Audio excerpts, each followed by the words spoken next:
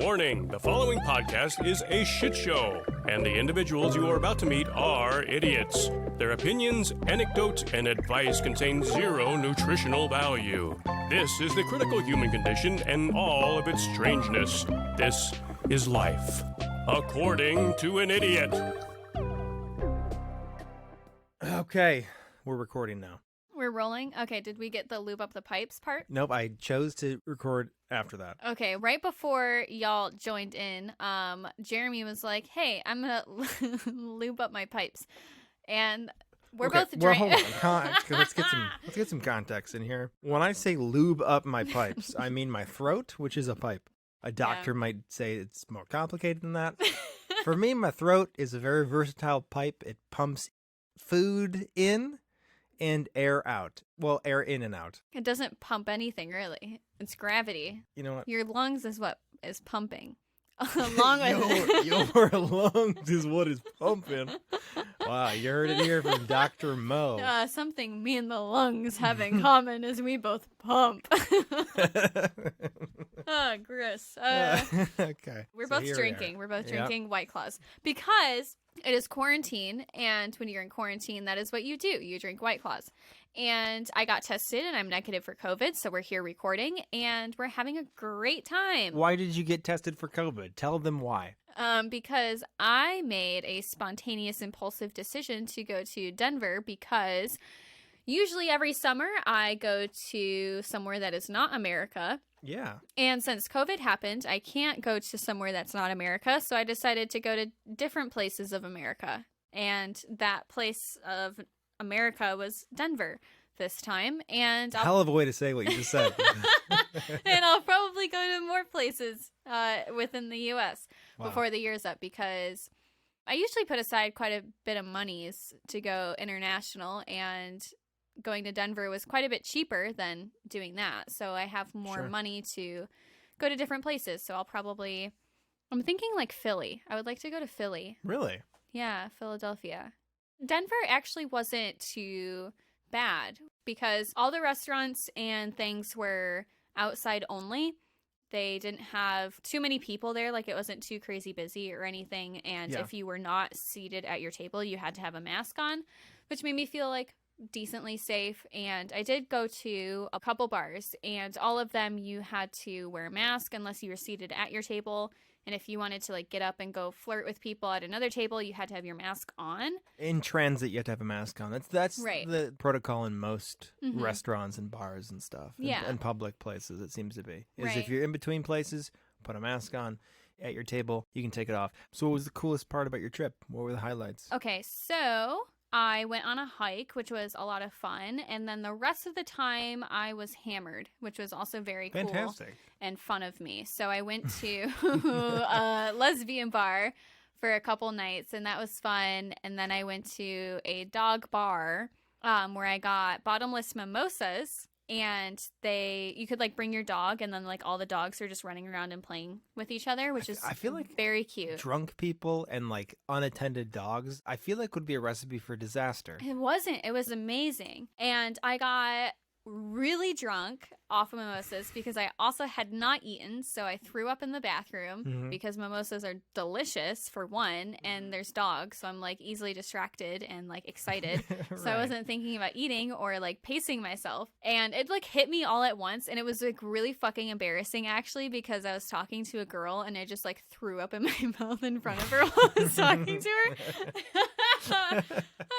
It can be super embarrassing, especially if you're talking to somebody that you know isn't on your level. Right. And every time someone asks you a question, you end up saying the dumbest thing ever, like, what's your biggest fear? Exactly. Just hanging out, and you're just like, so, like, what's the worst thing that ever happened to you as a kid? You're like, what? We were talking about movies. Absolutely. Just bringing up things that do not pertain to the conversation at all. Yeah. Like, I was just like, so what's your love language? English. And I was like, mine is physical touch. And she's like, is it? And then she touched my leg, and I was like, I can't. That's when you began to throw up. This is too much for me. Okay, so like imagine the complex you just created inside this woman's mind, where she says, "What's your love?" What you said, you asked, "What's your love language?" Don't give her enough time to answer. Then say, "Mine's touch." And she goes, okay, I think she wants me to touch her. Yeah. So she touches you and then you vomit. And then for the rest of her life, she's walking around being like, I have the ability to make people vomit with my touch. Okay, but also, it was also fun because I got a bunch of voodoo donuts, which are like really famous, Yeah. and they were closed, and I went to leave, and this employee like ran out after me, like chased me down and gave me a dozen donuts for free. And it was just like, hey, have these. And I was like, oh my God, thank you. Yeah. And then I got to experience being really drunk and just walking down the streets of Denver and handing out donuts to a bunch of other drunk people. Yeah. Which is like, great. I think that's terrible because, like, if someone gives you free donuts, my knee-jerk reaction is like, I'm going to go back to my hotel room and eat all of these donuts. Right. I mean, honestly, it's morally superior to just hand them out. Mm-hmm. There's 12 donuts. I don't care. Those are my donuts that I got. Very clearly a blessing from God. A guy just runs out and is like, here, take this. It's free. Everything's free for you. I'd be like, okay, this is a sign to go get sick and eat all of these. But like when I drink, I really cannot handle sweets. Really? Okay. And they were very sweet donuts. I know I'm not going to eat all these, so I'm going to just give them to anybody who looks at me. Just waste them. Whoever looks me in the eye is going to get a donut. And it made me very happy. You floozy. Mm-hmm. Anyone who looks at me is going to get some donuts. Hell yeah. God, why are there not more people like that walking around? Here I am. Here you is. Here you is. Also, hi, welcome to the podcast. Oh, yeah. Hi, everybody. How are you? What's up? Hey, what's up?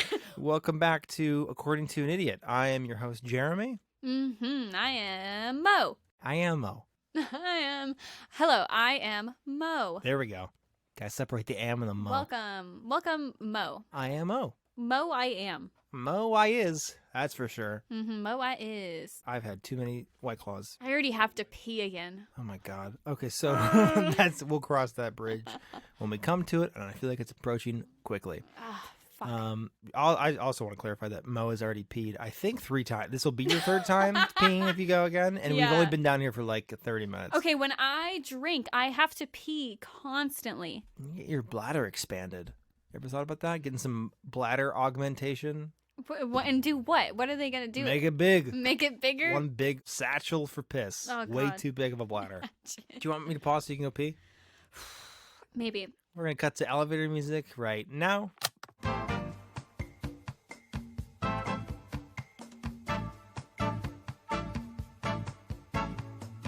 I have an observation. What's your observation? Are we recording again? We're recording. This is important. I'm back from peeing, and Welcome back. it was a very good pee, in case you're wondering. We weren't. I've realized through quarantine I'm such a fucking night owl. Yeah. And I didn't realize that before. I am just so foggy in the morning. And then as soon as 8 o'clock rolls around, I'm like, this is my time to shine. 2 a.m. in particular is like my peak I know what you're talking time. about. I get most of my work done after 8. But the point I was going to try to get to was when I do that, when it like in the middle of the night, when I'm just like, I just want to go lay outside. And I do that, I get this weird primal instinct that like washes over me where I'm like, I need to just run around in the dark right now. What? Do you know what I'm talking about? Kind of. I'm just like, I've never acted upon it. I did 100%. You'd be the person to do it. Yeah. Yeah, I was looking at the stars using the telescope, whatever. And I was like, I just want to fucking run around right now. And there was like a bunch of fireflies. And I'm like, wow, this is what animals feel like. And Oh my God. suddenly, what? Oh my God. This is what animals feel like. Suddenly I completely understood every folktale we've ever talked about where people feel like they're shapeshifters or fucking like demonic people, because there's something about being outside in the middle of the night and just like being in nature, nothing going on, there's no one around you, where you just feel like an animal. Well, also I feel like at nighttime there's like a magic to night. Right. There is such mystery in what lies in the dark. Yeah. I feel like things are just more fun and like wild. Yeah. But also, you were the same. This is the same woman who, as a child, would pretend to be a cheetah. That's very true. I feel like it's just the cheetah coming back. We talked about it before. In elementary school, you would be known as the cheetah, and you'd like run around on all fours. Yeah, I would run around on all fours, and I would like growl at people and also eat the grass. Yeah. Yeah, that was me Yep. the other night. My sister and her boyfriend were like over and hanging out. And I was like laughing really, really hard at something they said. Mhm. And they go, "The chair is back." And I'm like, what do you mean? They're like, Chair. you is know, the back. chair, like your laugh. It sounds like a squeaky chair. What? And I cannot function as the same person anymore. It's not your laugh sounds My like laugh sounds like a squeaky chair. I've never heard it that way. But And it does. Like, okay, you know when I laugh really hard, I go like, yes, yes. It sounds like a squeaky It chair. sounds like a chair scooting across the linoleum floor. What the fuck? Yeah, it's like in every episode there's a laugh like that. It's Yeah. always a big laugh followed by Yeah. Yeah, I know because whenever I'm editing it, I know how it looks on as a sound wave on Adobe Audition. Like I know the spikes of that sound wave when you laugh like that. I've edited our voices too much, but so like I know like typically 3 is the perfect number because it doesn't sound weird, but you normally do like 6. So I'm always cutting. I always cut those off because it'll go on for like, and I'm like, that's way too long. It sounds like an old cellar door. They're not gonna know what that sound is. I gotta cut it down, and so I always cut down your laughs because it always goes on for like 1 inhale too long. No. Oops. Oops. Fuck. it's Now all I'm like good. so conscious of my laugh now. No, don't be, because I'll always change it. You'll always edit out my obnoxiously you. long I laugh. got you. Because once I start, I can't stop. That's my thing. Yeah, I don't know. Like when something hits me that funny, it takes me a minute.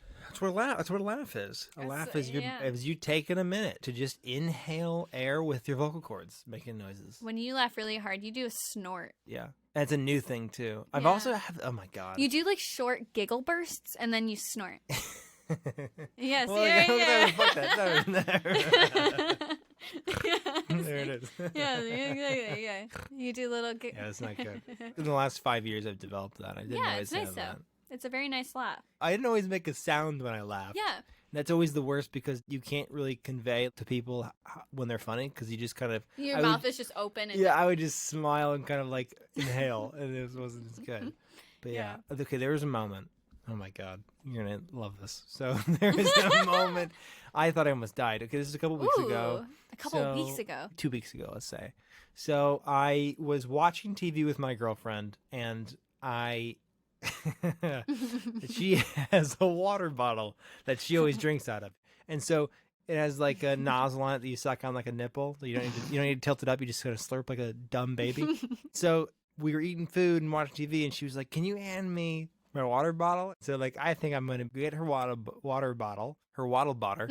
I'm gonna pick up her water bottle, and I'm gonna take a sip first, just to be a little stinker. Okay, yeah. And so she didn't think it was funny. I took a sip out of it, and like I can't finish the sip without laughing at myself because I'm a narcissist. And so I go, and like I inhale. I don't choke. I inhale all the water I just sucked out of the nipple of the water bottle. So there's literally water in my lungs. And so I started making a sound that I've never made before. It sounded like a burp pickup. I was like, like I'm drowning on land. And so my reaction, we're in her apartment. Her bathroom is right by her couch. So I instinctively get on my knees and crawl to the dark bathroom. There's no light on in the bathroom. I'm crawling to the bathroom like a dying dog crawls under a porch to die alone. I just instinctively go there. All the while, I'm going, and like she's laughing, and I'm trying to laugh too. So I'm just farting every cough. No. And it's like, God, if you can imagine a more humiliating, talking about burying your soul to somebody, it's the ugliest sound. And I crawl into the shower, and I just like lay down and wait to die. And I didn't die. I just coughed up water. God, and I had a sore throat for a week after that. That was the worst. That was the closest. There was a point where I'm like, I wasn't scared. I was just like, I'm gonna die in this bathroom. Excuse me, I don't want to die in front of you. I was just farting and coughing and choking and burping. Oh my gosh. You know. Well, that's the best visual I've ever had in my life. As I'm coughing, my back is arching, so I'm like twerking essentially. I'm just twerking and coughing and farting. God, so That's how you know she loves you, that's though. how you know. That's how you know. That's like the when you knew you loved them. That's the story. I was watching him drown on land, and he was twerking and farting and burping. That's the best set of karma I've ever heard, though. Yeah, I know. It's fast-acting karma. Mm-hmm. I tell you what. Oh, okay. Whew. All right, let's shift gears a little bit, maybe into Tinder. Tinder? Tinderellas. Tinderellas? You got some Tinderellas? Yeah, I did. I made sure I had some Tinderellas. Oh, my God.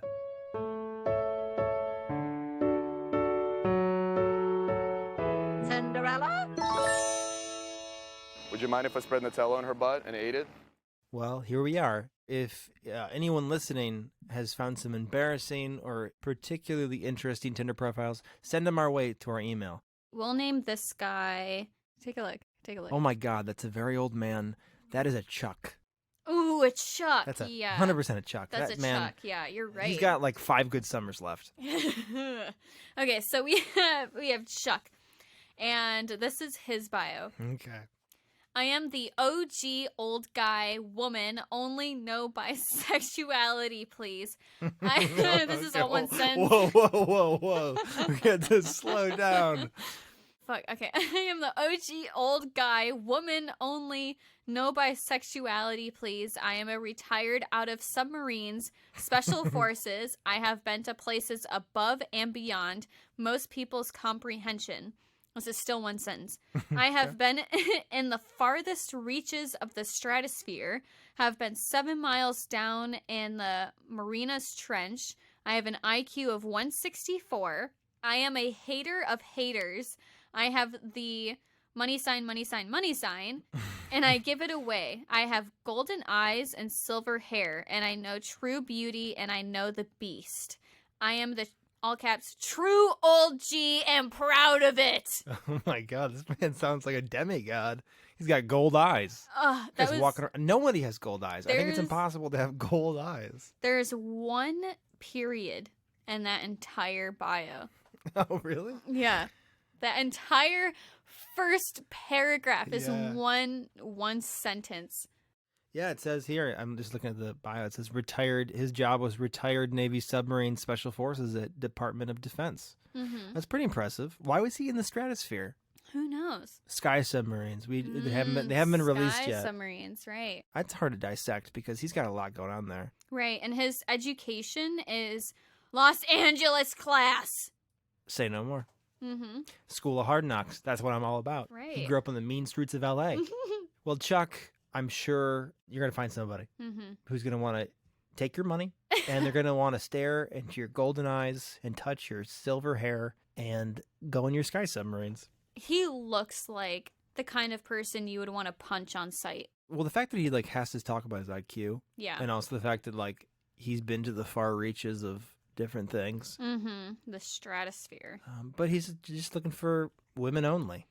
No bisexuals, please. No bisexuality. Please, he's God, pleading with no, us. No no chance. bis. Yes. No. You could be the perfect woman, but if you're bi, No. no, thank you. If I smell just a little bit of cooch on you, Yeah. I only want to smell balls on you. That's all Only I want. balls. I don't want a woman who's ever touched another woman because I've never touched another woman. Ooh, now we're talking. Also, if you're wondering, yes, I am gay and I love women, but all of the worst bios tend to be with men. So that's Yeah. why they tend to be men. Men have a special kind of bad bio. Mhm. A lot of women have bad bios. I found a Yes. ton of bad female Yes. bios. Yes. However, men approach it with a different kind of chutzpah. Pizzazz, yeah. Yeah. It's just different. It's just it hits different, and It it does. hits me in the right place It's a whole vibe. when I see it. Yeah. I learned a really weird, completely changing gears. Look out, everybody. I learned a really weird historical fact that I think is interesting but not Mhm. relevant. And I wanted to share it to you because I just wanted to get your take on this. Okay. Bear in mind, there are some historical inaccuracies, I'm sure. Mm-hmm. So I guess when New York was founded, specifically like the southern tip of Manhattan, Mm-hmm. it was a Dutch colony. So I guess it's like in the 17th century. Then Governor Peter Stuyvesant Mhm. ordered a 10-foot wooden wall that protected the lower peninsula from the British and Native Americans, because obviously things were dangerous back then. Mhm. And then eventually, at some point, the wall was taken down. It later became a street Okay. they called Wall Street. Whoa! Isn't that weird? That's so cool. I didn't know that. Yeah. Isn't that like Wow. absolutely bizarre that that's that literal? Wow. Maybe we should call this Wall Street. I always wondered why it was called Wall Street, but I never cared enough to actually look it up. Yeah. Well, I feel like we've goofed around enough. Let's jump into our main segment this week, which is what, Mo? I picked it, and it was time travel, baby. Time travel babies. Babies who have traveled through time. It's a very exclusive list of babies. One specific baby that has time travel. Yes. His name, George Washington.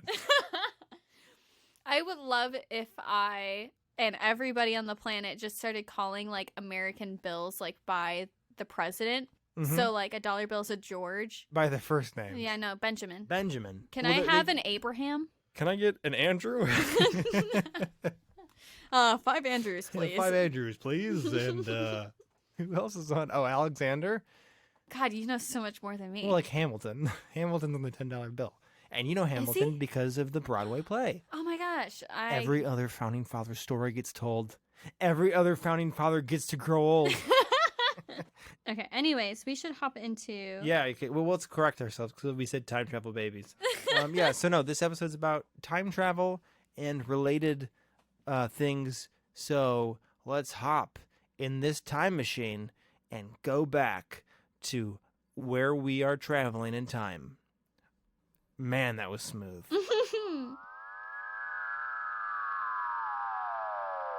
Sharing their curiosity to know the unknown, their tension, their readiness for inconceivable adventures.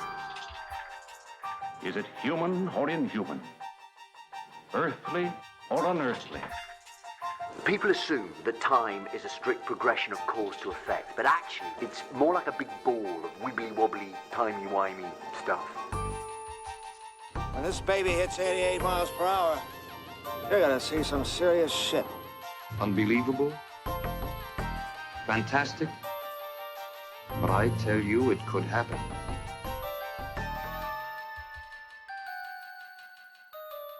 You can travel by a plane, you can travel by a car, you can travel by a boat, you can travel by train. But what if you could travel by time?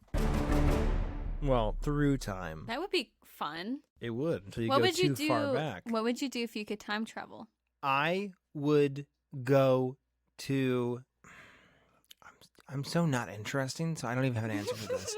Literally, anyone could be like, this, that. I couldn't decide on a place. I'd be the most indecisive. You go to Cedar Point or something, but 50 years ago. Yeah, so it's just like an island of It's just lumber. more dangerous version of Cedar Point. Right. It's back when people died on a roller coaster. This one breaks your back. I have this belief that life and society and history just gets better as time goes on. I feel like going back would just always be worse because no matter what it's going to be, even if you're like, I want to go see the Beatles in a concert. Well, then you also have to deal with severe racism and sexism. Right. And also the Beatles concerts were so crowded and loud that you literally couldn't even hear them. That's why they stopped touring. Yeah. Right. So I guess I wouldn't, you're right. I guess I wouldn't want to do that. I guess I'd probably want to go see the Monkees in concert. There you go, the Kinks. The Kinks, underlooked 60s icons. If I went back in time... I didn't ask. I would want to be a pirate, maybe. Or... Okay, hold on. Your question to me was not what do you want to be when you go back in time, in which case I would have also chose a pirate. Okay, well, when would you go and what would you do? I feel like that's synonymous with being a pirate. That question is synonymous with being a pirate? Well, I mean, you have free reign on doing anything you want with that question. But you think that question is synonymous with okay, pirates. I asked you, and you said you'd go to a Beatles concert. I didn't say that. I was speaking hypothetically. What I would do, I wouldn't want to go back in time. There's no place I would want. I would get a disease so easy. Well, yeah, but I am. Excluding disease. God, okay. And if you just were able to live in the moment, what would you do? Probably go to a whorehouse during the French Revolution when things were extra crazy. Yeah, that would be fun. You know? If I went back in time, I would be a vigilante, probably a pirate, or I would just be in Victorian times.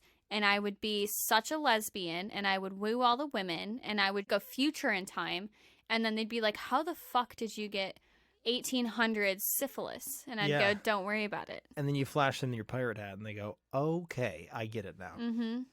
enough said. Mm-hmm. I would go to, I think I would prefer a time machine that just randomly generated where you go, so you can always be surprised. But Yeah. but what if you go back to like dinosaur times? That would be spooky. That would be absolutely terrifying to see what a dinosaur looked like. That would be so fun, but also terrifying. If you could have like a shark cage, the equivalent of a shark cage but for Right, dinosaurs, right. a dinosaur cage, if you will, that would be kind of cool, I guess. But I don't know. I don't like any of that kind of stuff. Because Yeah. if you go way far back, The big bugs. ooh, Yeah, they had No. huge. no. That's what I say when I step out of the time machine. No. Not the bugs. Because, okay, fun fact. Back in prehistoric ages where the dinosaurs and big bugs were, there was a lot more oxygen in the atmosphere. So organisms were able to be a lot bigger because there was a lot more oxygen. So they were able to accommodate that growth. Like they were able to sustain that because they had more oxygen to feed their cells and grow a lot bigger. Where now we don't have as much oxygen, so things are a lot smaller than they were. Speaking of old prehistoric animals and stuff like that, Mm-hmm. so I was looking into like big birds, Ooh. not from Sesame Street, but from back in the day. You're right. 2 million years ago, there was this class of birds called terror birds, and they inhabited regions of South America, ranging up to 9 feet tall and 400 pounds. So humans never encountered these, but I'm going to butcher this, Maori or Maori people of New Zealand, Yeah. they have this legend called the Poakai. Okay. It's like a big man-eating bird, but it's probably a misidentified sighting of what's called a Haast's eagle, which is the largest species of eagle ever on the planet. They were 30 pounds, 10 Wow. feet wingspan, and they were known to hunt moa, which was a giant flightless bird that grew up to 12 feet and was 500 pounds. Looked like emus, but like way bigger. Emus, but bigger. Wow. Yeah. So if the Haast's eagle could kill that size of an animal, it could have easily killed a few humans. So yeah, too far back in time. Things she are gets- real scary. She gets real scary real fast. Yeah. To be super safe, I would probably stay within like the 1900s. Oh, yeah, definitely. Definitely. So time travel, right? Let's Oh get my back on track. God. Let's get back on track. Start talking about some time travel. We're back in time travel mode. Time travel to me, I always picture Doctor Who Yes. because I was a fan of that show in the TARDIS, which is an example of a time machine. Now, time travel was not always about time machines. In the olden days, there's folk tales like Rip Van Winkle. You ever heard of that? No. Rip Van Winkle is an old American folktale about a guy who falls asleep in the Catskills Mountains of New York. He falls asleep and he wakes up, I think, a couple hundred years into the future. Everybody he knows and loves is gone, and he's like, oh my God, I fell asleep for too long. So for a long time in folklore, across different cultures, you see prolonged sleep as an example of time travel. And you still see that in sci-fi because we have, sci-fi movies with hypersleep, cryo chambers that people go into cryosleep. And the closest we ever come to time travel is when you accidentally fall asleep. And then, Right. and then you wake up and time has passed. And you're like, whoa, what happened? Whoa, what happened? What year is it? But yeah, so throughout history, time travel has been a thing, of course. Tales of human beings traveling through time appear throughout history. Most early time travel tales involve everyday protagonists visiting a magical place, often the home of a supernatural being, like a deity or something like that. And when they return from this magical place, they discover that an impossible amount of time has passed. For example, a story in one of the 2 major Sanskrit epics of ancient India tells of a king who travels to heaven to meet the god Brahma. And upon returning home, he discovers that hundreds of years have passed. Likewise, a Japanese fairy tale called Urashima Taro follows a fisherman who rescues a turtle and is rewarded by being brought to a magical undersea castle. After spending 3 days at the palace, he returns to find that 300 years have passed. That's hot. That's hot. That is Wow. hot. What a fucking fish. Oh my God, what a turtle. Time travel is obviously not a thing that we can do. However, is there any basis, Mo, with your science person brain? Mm-hmm. Is there any scientific basis to time travel? Can we do it? How do we do it? Do I need a TARDIS like the Doctor Who? How do we do it? I'll fucking tell you how we do it. Watch your goddamn language. Oh my God. Right. Linda got really offended by that last time. Linda. Do we have, oh my God, do we have any new podcast reviews? We have one that's very short. Oh, it's a thumbs up by Pie Pounder. Pie Pounder. Wow. Thank you, Mr. Pie Pounder. Yeah, 5 stars and a thumbs up, and it says, always a fun podcast. Thanks, Pie Pounder. Now back to the show. Now back to the show.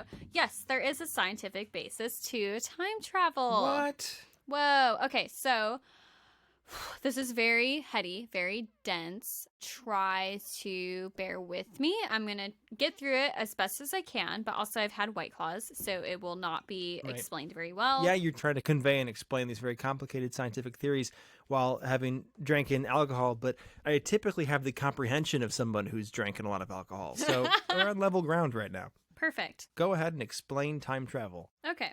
So you can think of time as a fourth dimension, and this is a theory explained by Einstein.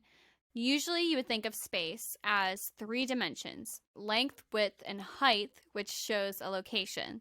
Think of it as like a cube, like a Rubik's Cube or something, where you have your up and down, side to side, and then you have your forwards and backwards, which gives you a 3-dimensional object, 3 dimensions.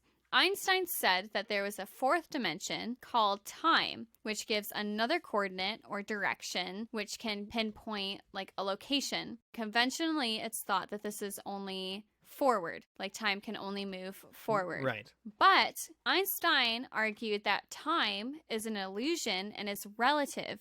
It's not a constant. So it can vary for different people depending on your speed through space. Okay. Okay. So basically, Einstein's theory of special relativity states that time slows down or speeds up depending on how fast you move relative to everything else. So, someone in a spaceship at the speed of light would age much slower than like a person on the ground at Earth. Okay. Because they're moving faster through time, they would age slower. Now, are they aging slower or are they just skipping time? I guess you can think of it either way. Mm-hmm. Gravity can also bend time. So if you think of space-time as a blanket, when anything with mass sits on it, it causes a bend in that blanket. Bending space-time causes objects to move on a curved path, and that curve of space is gravity. These theories have been proven already with GPS, right? So like satellites and things. If there is an increased speed above Earth relative to the ground, so if you think of a satellite orbiting Earth, it's moving faster than the people who are on Earth. They found that it makes for about a 38 microsecond difference a day. So something very small, but it does move slower relative to the Earth's surface. So technically, astronauts are time travelers as they return to Earth slightly younger than their twins on the planet. And we have an example of this because of astronaut Scott Kelly, who spent a year in space, and he's got a twin brother who's also an astronaut. And when Scott came back from space, he was 18 years old. No, he didn't look any younger, but like technically he had aged differently than his twin. Right, which is like so fucking interesting and cool. But general relativity also allows for backwards time travel. And this is something that NASA actually has stated. They said that it can be done with wormholes. So wormholes are like that thing when you're watching like a sci-fi movie or whatever, and they have like a piece of paper and they fold it in half and they shove like a pencil through it. Yeah. And they're like, this is a wormhole when you have 2 separate spaces of time. Movies always do that where they oversimplify things with props. Okay, let me explain. It's always like a fucking 8th grade science teacher. Okay, listen here. A flat piece of paper. This is us. You bend it like a taco. These are 2 different points of time. You stick a pencil through it. That's what we're going to do in our time machine. So essentially a wormhole links separate points in space and time. So you can think of it as a tunnel with 2 ends at separate points in time. While scientists don't know if they actually exist or not, like they haven't found exact evidence for it, if it did exist, it could connect instances such as 1 billion light years apart or more, or short distances like a few meters. So you can think of planets or like galaxies or something like that a wormhole could travel you to. Mm-hmm. Or it could travel you to different points in time. But with wormholes, there are paradoxes, right? Yeah. So how a wormhole would work if you were to make one, and this is very complicated, so this is like an extremely dumbed down version, and I feel like it still doesn't really make sense. So if you're confused, it's fine. Don't worry about it. Okay. So if you had one end of the wormhole, you would accelerate it at some speed of light, and then you would bring it back to the same location. What is one end of the wormhole? One end of the wormhole would be wherever the entrance to your machine is. Your time machine. Your time machine. So if I have a time machine outside of my house, yeah, on the street, it's 4 p.m., it's a Wednesday, that's the start of the wormhole. It is where your time machine is parked. Right. And if you had some propulsion system, we'll say like Back to the Future, you have a fucking car, you know, and you accelerate it at a speed of light, and then you bring it back to where you started from. That would create a wormhole. So I'm going to sit on top of my time machine is just an old Commodore 64. Doesn't work. I have 2 shotguns that are my propulsion system. I sit down, fire forward, I get kicked back. It's the year 1987, and I have a broken Commodore 64, which is at that time a very expensive piece of machinery, and I'm making money because they're going to pay me for this at the time expensive Commodore 64. That's all it is. End of the episode. Bye, guys. How to make fast money even faster. Faster, yeah. So that's one method of creating a wormhole, supposedly. Another one is to take the entrance of the wormhole and move it within the gravitational field of an object that has a higher gravity than the entrance, and then return it to the position near the entrance. So, like, whatever the fuck that means, but apparently it makes a wormhole. Yeah. So for both, time dilation causes the end of the wormhole that has been moved to age less or become younger. Okay. So if you're thinking in the aspect of Back to the Future with the DeLorean, when it's moved and then brought back to the same position, it's younger than it was before. Okay.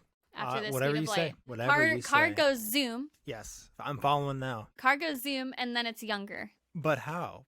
Because it goes at the speed of light. Which makes things younger. Which makes it a wormhole. Is it younger or younger relative to us? Exactly. It's younger relative to us. See, Okay. you already fucking get it, bro. Man, I'm so smart. You already get it. I'm learning. You already get it. Okay, so time works differently within the wormhole than it does outside of it, naturally. So one paradox within wormholes is with clocks. If you had a clock at either end of the wormhole, they would always be synchronized to the person going through the wormhole. Yeah. So the person entering the wormhole would exit the older end the same age as at the younger end. So they would be going back in time. Yep. Going like forward, technically, they would still be younger because they didn't go through time as a normal person. They sped through it. So they would be younger than everybody else because it's relative. It's like skipping a grade in school. Yeah. Yeah. See, there you go. I'm here to translate to all you dummies. But the clocks would remain like the same. They would remain synchronized. Mm-hmm. So technically you would only be able to go back to the time of the creation of the machine. Right, because that's your origin point. That's your origin point, right? You can't go beyond that. Some people like doctors, say that the 2 mouths of the wormhole with the clock difference couldn't be brought back together. So you wouldn't be able to actually create the wormhole because you have to bring it back to the same point of origin without making the hole collapse or the 2 mouths repel each other. That's their argument against it. A bunch of nerds trying to shoot down this dream of mine. Yeah. So basically, you wouldn't be able to pass information through the wormhole because it would collapse when you tried to like bring the 2 ends together to create an actual tunnel through space and time. Yeah, because a wormhole is a tunnel. Right. This is where I bring in the Everett model. Okay. Ooh, which has a resolution to the wormhole paradox of time travel. So the Everett model explains the many worlds interpretation. Have you ever heard of that before? Never heard of it. What does that mean? The many worlds interpretation basically explains parallel universes. Like a multiverse. Yeah, like a multiverse. Like there are many multiple universes in line with our own that we don't know and we can't directly interact with, but they exist very similar to our own. And is this in a case where it's like every decision that is made branches off and creates a different universe? That's kind of what string theory talks about, right? It's not exactly like string theory, but it's similar. Okay. Basically, with the Everett model, when we're talking about quantum physics, it states that a particle returning from the future does not return to its universe of origin, but to a parallel universe. So if you were time traveling and you wanted to go back to where you were before, you wouldn't return exactly where you were, but you would return to a parallel universe. Now, why? Because non-linearity exists with quantum theory. So the particle is basically thrown off the track due to eternal inconsistencies. A big thing that you learn in science with the atom is that you can never totally predict where it will go. Mm-hmm. You have like a general space that you know an electron or particles exist, but you can never directly predict where it will land or where it will go. Mm-hmm. So you have Schrodinger's cat, which is like a popular theory, I guess, that exists for quantum mechanics, where you have what's called a superposition. You have all these different positions where a particle can be, but all at the same time. The metaphor in Schrodinger's cat is the concept of a cat, and you put a box over it, right? So you can't see the cat. Mm-hmm. So the cat is both alive and dead. Right. The cat can be alive and dead at the same time. It can be either or, so you just take both into account because you can't predict which one it will be. Yeah. And it's the same thing for Women. women, but also quantum mechanics, because you can't predict where particles will land exactly. When it comes to the multiple universes, if you're going back in time, the particles don't work in a straight line. They can go in a bunch of different directions. So when it goes back, it won't land exactly where it was before. So it'll land somewhere else, which wasn't your universe. Oh, so that's scary. But it won't do that. There's an actual theory that is, I don't want to say accepted, but considered, I guess, which is the Everett phone, which states that one could talk to themselves at an earlier time point or to your alter ego from another universe. I just got goosebumps thinking about that. Right? But you don't have a memory, because a lot of people with time travel would be like, so if you interacted with yourself, that would change everything off, because if you called yourself when you were 13, then you would immediately remember calling yourself. Right. But not in this case, because it's a different you. It's a different 13-year-old you. It's not the same 13-year-old you that you came from. It's an alternate you. Oh, God. That could exist. Mm-hmm. Isn't that so Yeah, heebie-jeebie. Yeah, that's heavy stuff. Yeah, I hope that made sense. Yeah, I think that actually made a little bit of sense. Did it? Okay. Yeah, I for hope me, so. I mean, yeah. So piggybacking off of that, this idea of multiple alternate timelines and universes and versions of us, there is a term that's pretty popular on the internet. Most of you have probably heard about it. It's called the Mandela effect. Mm-hmm. The Mandela effect is a phenomenon of false memory. So the Mandela effect occurs when a large group of people, or one person really, believe an event occurred when it did not, or recall a true event with false details. The Mandela effect was coined by author and paranormal researcher Fiona Broome, and Broome was among the many people across the world who falsely recalled South African President Nelson Mandela dying in prison in the 1980s, when in reality he had lived up until 2013. First of all, just to give perspective, Mandela was a hugely influential political figure who fought against apartheid in South Africa and was imprisoned in 1962 for his role in anti-government protests and a sabotage campaign.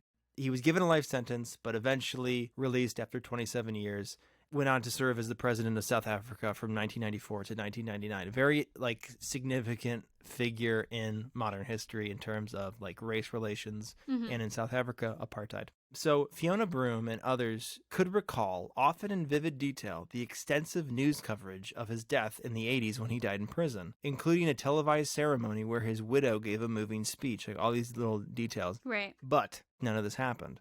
That's what's called the Mandela effect. Conspiracy theorists believe that the Mandela effect could be a byproduct of two or more alternate timelines converging, implying that there are multiple or alternate universes. Right. And they bleed into each other. Right. So once in a while it skips. There's a glitch in the matrix, essentially, and you have a memory from a different timeline.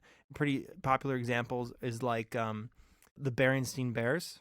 Right. Yeah. I've How heard that a one. lot of people, including me, remember it being the Berenstain Bears, but really it's the Berenstain Bears. Instead of Stein, it ends with Stain.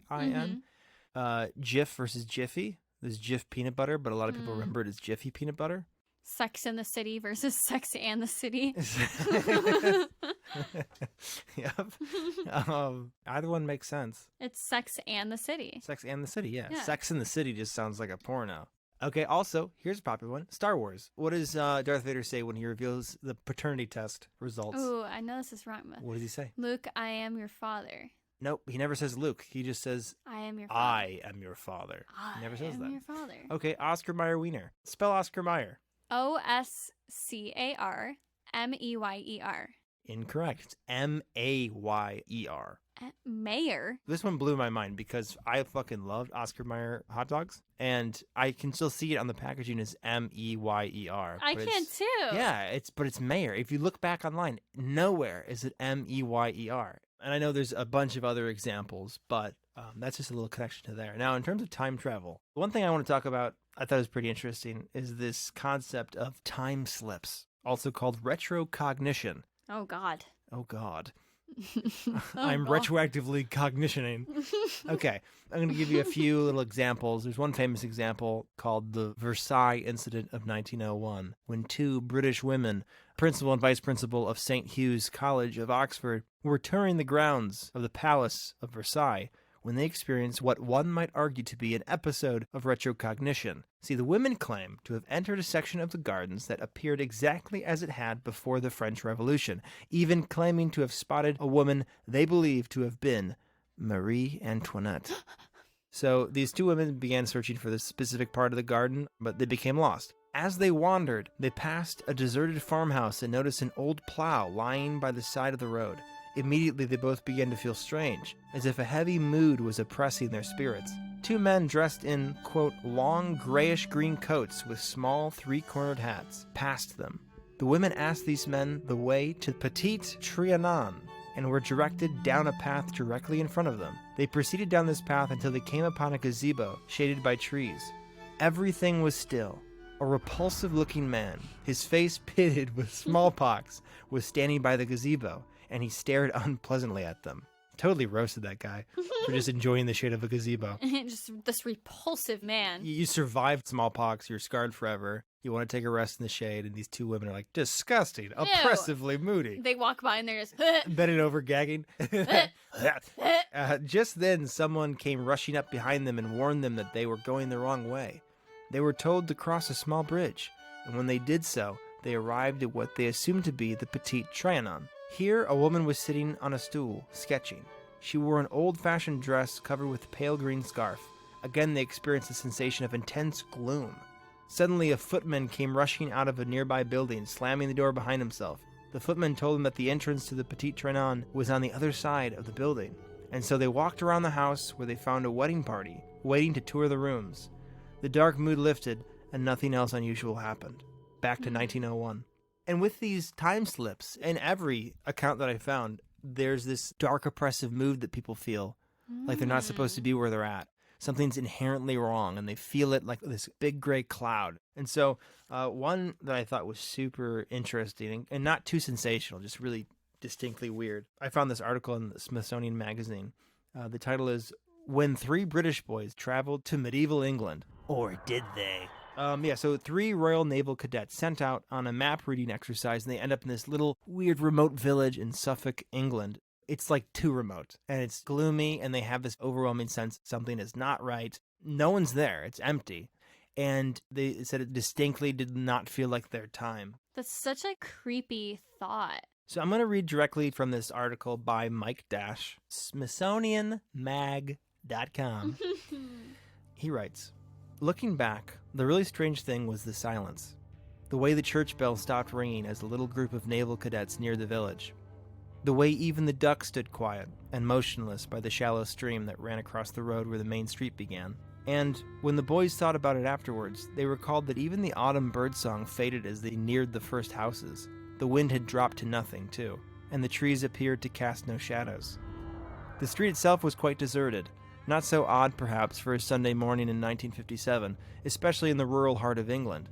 But even the remotest British hamlets displayed some signs of modernity by then. Cars parked by the roadside, phone wires strung along the roads, aerials on roofs. And there was nothing of that sort in this village. In fact, the houses on the high street all looked ancient. They were ragged, hand-built, timber-framed, quote, almost medieval in appearance, one boy thought. The three, all Royal Naval Cadets, walked up to the nearest building and pressed their faces to its grimy windows. They could see that it was some sort of butcher shop, but what they glimpsed in the interior was even more unsettling. As one of them recalled for the author Andrew Mackenzie, there were no tables or counters, just 2 or 3 whole oxen carcasses which had been skinned and in places were quite green with age. There was a green-painted door and windows with smallish glass panes, one at the front and one at the side, rather dirty-looking. I remember that as we three looked through that window in disbelief at the green carcasses, the general feeling certainly was one of disbelief and unreality. Spooked now, the cadets turned back and hurried out of the strange village. The track climbed a small hill, and they did not turn back until they reached the top. Then, one of the three remembered, quote, suddenly, we could hear the bells once more and saw smoke rising from chimneys. None of the chimneys were smoking when we were in the village. We ran for a few hundred yards as if to shake off the weird feeling.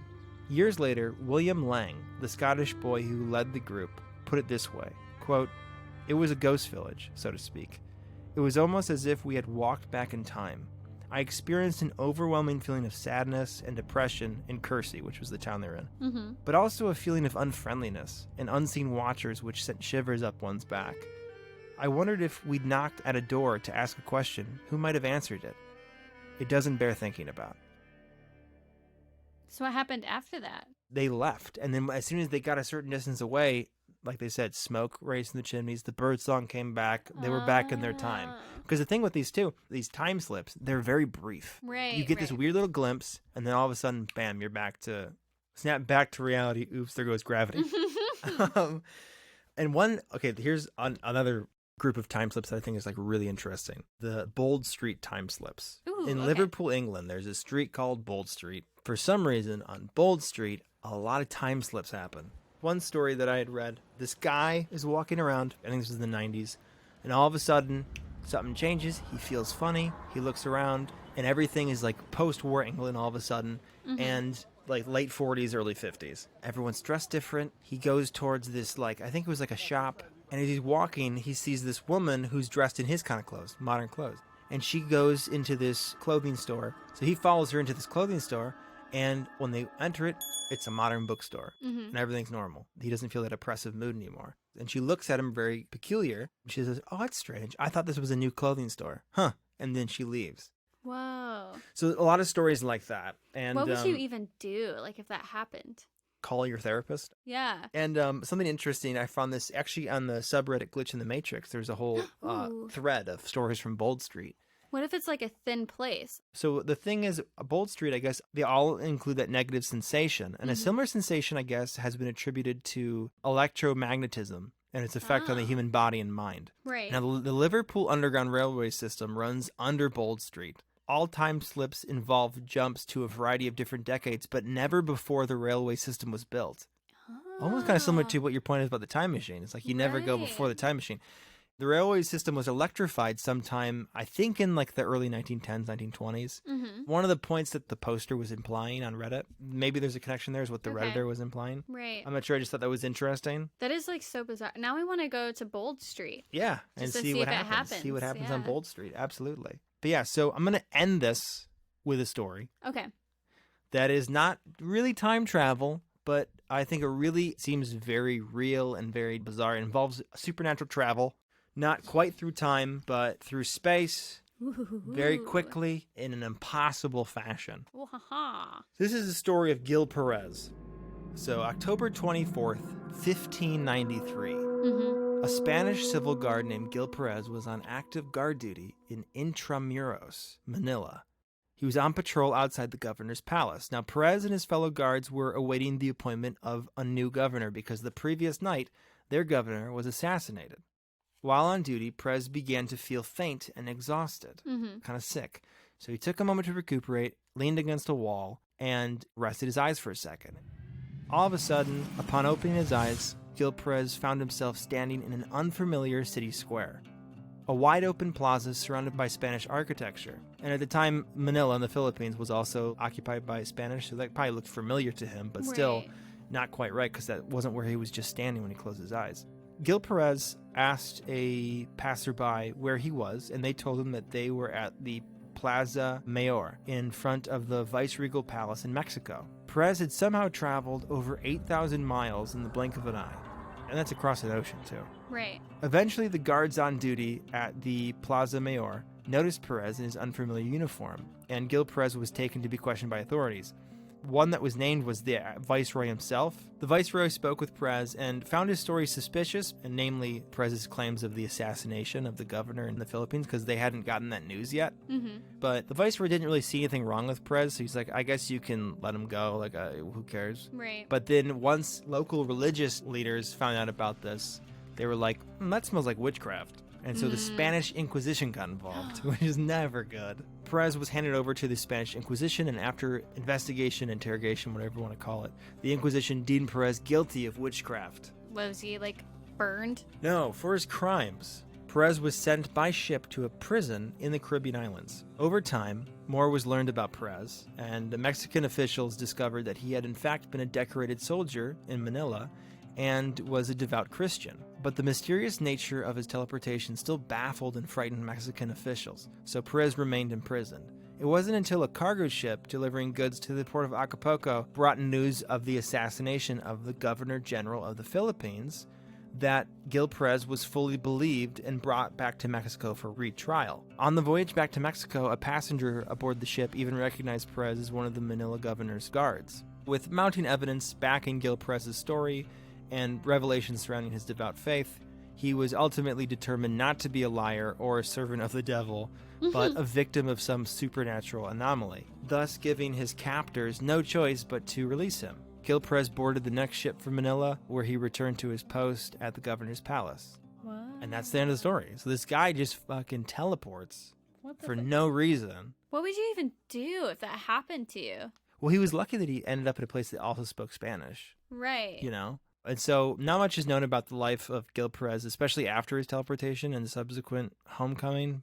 He and his bizarre story do live on in Filipino legend.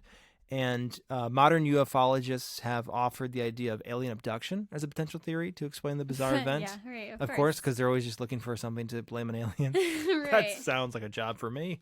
Aliens. And then others have just theorized that it was good old-fashioned teleportation, some weird thing that we can't explain. But all of a sudden, this dude just travels 8,000 miles. What if we have wormholes on Earth that we just haven't, like, found yet? I mean, yeah. I mean, who knows? I've had my eye on that story for a long time just because I thought, like, I got to talk about this at some point. And I thought time travel would be the easiest transition just because it is a form of bizarre travel. But what I like, too, just to, like, cap this off with something not important, Gil Perez's story has since been adapted and borrowed by many writers and folklorists, and you'll see different versions retold in different cultures. A book of Mexican folktales called Stories of the Living and the Dead have a version of this story with the very fitting title of He Came by Air, He Left by Sea. Oh, that's kind of a nice title. That's the story of Gil Perez, a strange traveler, not unlike a time traveler, except he didn't travel through time. See, I feel like wormholes could be something that exists, but they're not pinned down in one place, and maybe they pop up randomly, and sometimes people just get sucked in every now and again for no reason. Yeah, I mean, think of all the people that go missing. Right. That whole Malaysian air flight. Yeah, I think they found where that went. I'm pretty sure they found that they know that was shot down. Nope. It went to Mexico. It ended up in Mexico. Aliens. A lot of strange stuff out there. Yeah, so much weird phenomena. But also, like, Bold Street, like, that's so interesting. What if there are thin places that exist, but for time?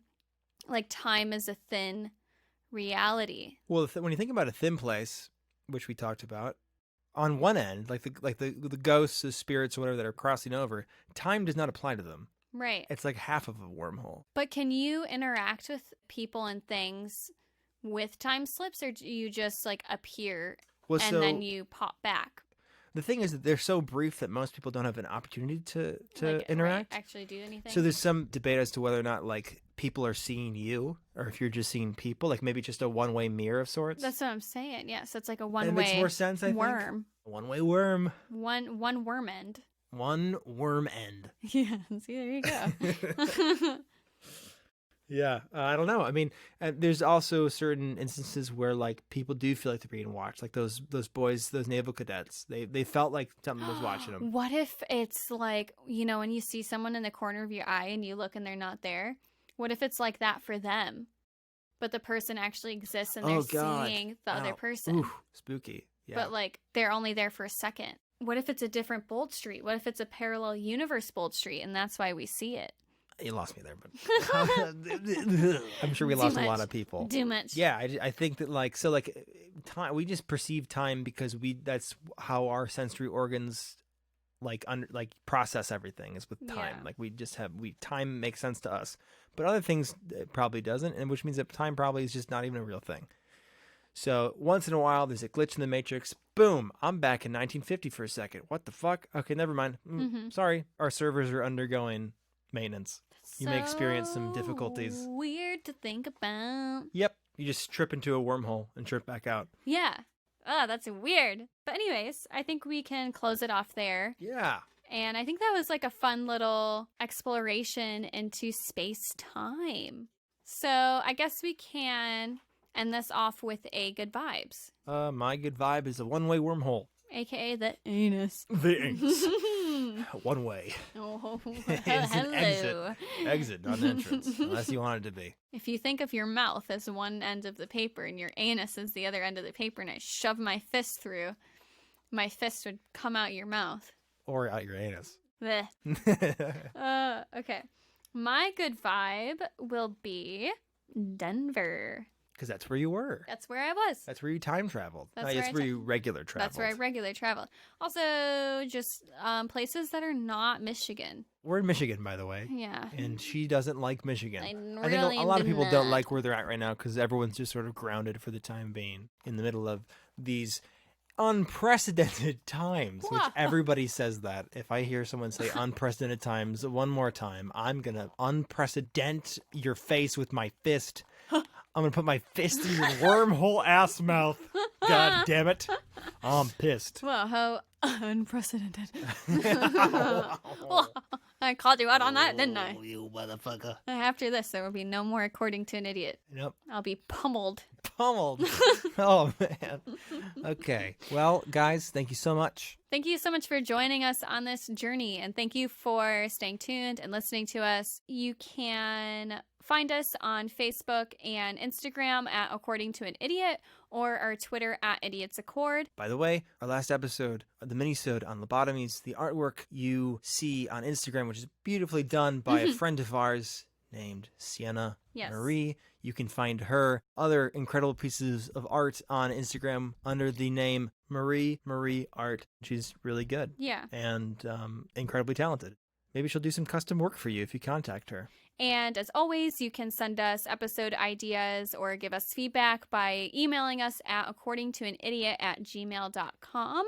Please leave a review on iTunes. I'll be reading those off as the episodes progress. So if you're interested in that, do that. If not, please leave a review anyway. Yeah, it helps people find the show, and it helps us know that we're on the right track, that you like what you're hearing. Even if you hate our podcast, just tell me that you love me, and I will be fine. Yeah, she'll perk right up. Mm-hmm. All right, guys. We will see you in this time or the next.